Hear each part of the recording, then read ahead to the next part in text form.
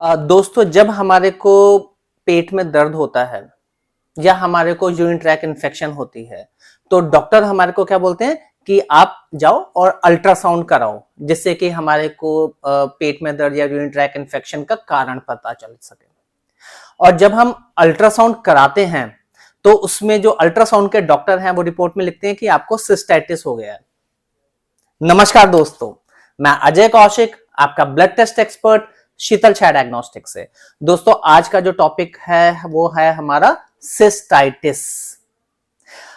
दोस्तों सिस्टाइटिस एक urinary bladder की इंफेक्शन होती है, मतलब कि यूरिनरी ब्लैडर में इंफेक्शन हो गई है, सूजन हो गई है, जिसकी वजह से यूरिनरी ब्लैडर हमारा इर्रेगुलर हो गया है और मोटा हो गया है, तो इसको सिस्टाइटिस बोलते हैं।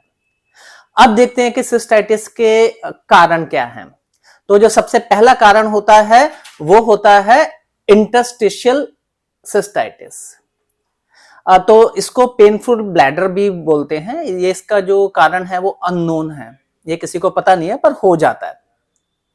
दूसरा कारण होता है बैक्टीरियल इन्फेक्शन। दोस्तों बैक्टीरियल इन्फेक्शन जब होती है हमारे को वो ग्राम नेगेटिव बैक्टीरिया से होती है, स्पेशली ई कोलाई बैक्टीरिया से। वो क्या करते हैं कि जो बैक्टीरियल ग्रोथ है, ई कोलाई बैक्टीरिया मेजॉरिटी में वो हमारे यूरिनरी ब्लैडर में इंफेक्शन पैदा कर देता है, जिसकी वजह से हमारे को सिस्टाइटिस हो सकती है। जो तीसरा बड़ा कारण है सिस्टाइटिस होने का वो होता है drug induced cystitis. Drug induced cystitis में क्या होता है कि जो हम दवाइयां लेते हैं, जैसे कोई पेशेंट है जो कैंसर में कीमोथेरेपी पे है, तो जब वो कीमोथेरेपी की दवाई है वो हमारे यूरिनरी ब्लैडर से यूरिन से एक्सक्रीट होती है। जब वो एक्सक्रीट होती है तो वो इकट्ठी हो जाती है हमारे यूरिनरी ब्लैडर में, पेशाब की थैली में। जब वो वहां पे इकट्ठी हो जाती है तो वो ट्रिगर करती है और सिस्टाइटिस हो जाती है। तीसरा एक कारण और है, जैसे हम रेडिएशन थेरेपी है, हमें किसी पेशेंट को कैंसर है और वो रेडिएशन थेरेपी पे चल रहा है और जो रेडिएशन है वो हमारे लोअर एब्डोमेन में जा रही है, तो उस रेडिएशन की वजह से भी हमारे को सिस्टाइटिस हो सकता है। एक और प्रमुख कारण है सिस्टाइटिस होने का और वो प्रमुख कारण है फॉरेन बॉडीज। अब आप बोलेंगे फॉरेन बॉडी कहां से आ जाएगी यूरिनरी ब्लैडर में, तो बिल्कुल फॉरेन बॉडी आने का जो सबसे प्रमुख कारण है, कई बार जो बहुत सारे पेशेंट्स होते हैं जिनका यूरिन आउटपुट नहीं होता है या यूरिन रिटेंशन हो जाता है, पेशाब नहीं आता है, पेशाब रुक जाता है या पेशाब का फ्लो ही नहीं है, तो उस केस में डॉक्टर्स क्या करते हैं, इमरजेंसी में कैथेटर लगाते हैं, यूरिनरी कैथेटर लगाते हैं उस जो यूरिन जो इकट्ठा हो गया है पेशाब की थैली में उसको निकालने के लिए। तो यूरिनरी कैथेटर जब लगाते हैं तो वो फॉरेन बॉडी हो गई और वो यूरिनरी ब्लैडर तक हो गई उसको ड्रेन करने के लिए। उसकी वजह से, फॉरेन बॉडीज की वजह से हमारे यूरिनरी ब्लैडर में इंफेक्शन हो जाती है, सूजन हो जाती है। इसको फॉरेन बॉडी इंड्यूस्ड सिस्टाइटिस बोलते हैं। तो ये तो हमने कारण जान लिए कि कारण क्या क्या हो सकते हैं सिस्टाइटिस के। अब देखेंगे सिम्टम क्या क्या है, कब हमारे को समझना चाहिए कि हमारे को शायद सिस्टाइटिस हो गई है।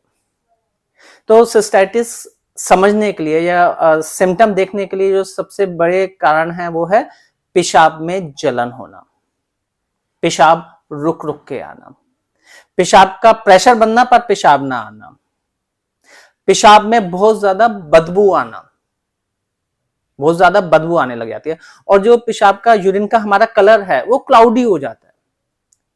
तो ये कारण है जब, और हाँ निचले हिस्से में दर्द होना, यूरिनरी ब्लैडर हमारा जा पे हो। तो अगर ये हमारे को कारण है तो हमारे को डॉक्टर से कंसल्ट करना है, डॉक्टर के एडवाइस लेके फिर हमारे को अल्ट्रासाउंड करना है।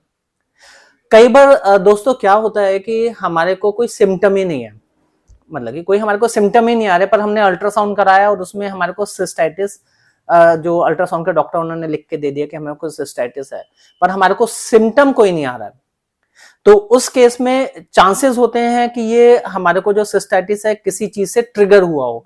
मतलब कि जैसे हम किसी ड्रग इंड्यूस्ड हैं कि हमारे को कीमोथेरेपी पे है या रेडिएशन थेरेपी पे है या हमारे को फॉरेन बॉडी कैथेटर लग रखा है, तो उसकी वजह से वो हो। तो जैसे वो रीजन हटेगा, मतलब कि कैथेटर निकलेगा या फिर जो है कीमोथेरेपी बंद होगी या रेडिएशन थेरेपी बंद होगी, वो अपने आप ठीक हो जाएगा। इसके अलावा बहुत सारी बीमारियां भी होती हैं, जैसे कि डायबिटीज होगी, किडनी की डिजीज होगी, उसमें भी सिस्टाइटिस हो सकता है। तो दोस्तों, सिस्टाइटिस के बारे में जो भी हमने आपको जानकारी दी है, उसके अलावा आपको कोई और इन्फॉर्मेशन चाहिए हो, प्लीज फील फ्री, आप हमारे को इनबॉक्स में अपने प्रश्न लिखें। हम कोशिश करेंगे जल्दी से जल्दी स्पेशलिस्ट से कंसल्ट करके आपको रिवर्ट बैक करें।